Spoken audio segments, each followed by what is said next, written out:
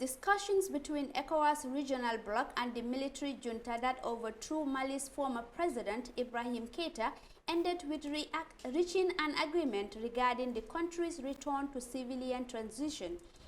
Professor Codjo of New Jersey University in the United States told iAfrica TV that the military coup in Mali was unavoidable and the country needed a transitional period to recover from the crisis. I personally think that the transition that Mali needs in this specific case should last at least 2 to 3 years. Yes, I agree. Whether it's a military who will be in power for 2 to 3 years, that's something not for me to decide. But Mali does need, as a society, to figure out who is best suited to lead its transition.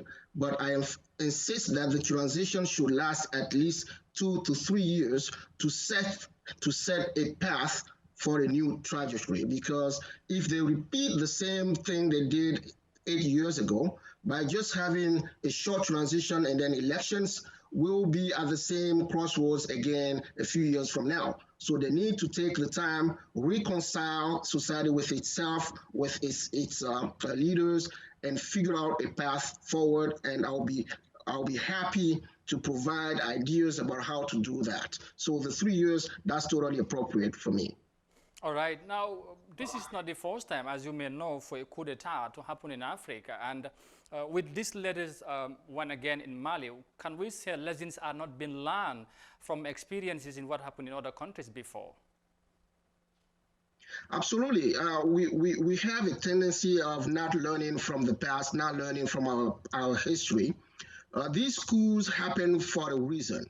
And I keep insisting on this aspect. These coups happen because we have in our systems, there is no neutral, apolitical body of government that can step in and bring parties together at times of crisis. That's a big lesson we need to learn and figure out a way to have that.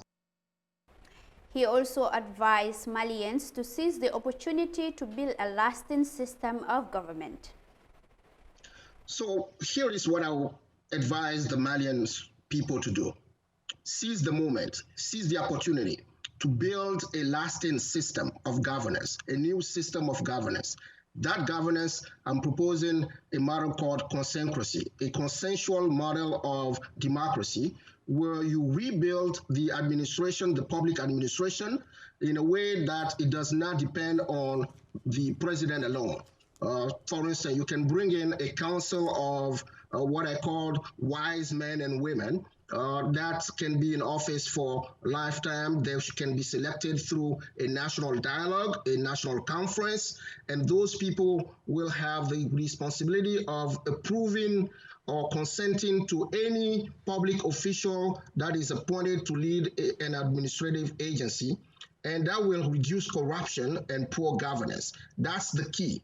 But if we keep allowing the political leaders to be in charge of the administrative, the military, the police, everything, they will use those instruments for their own political benefits.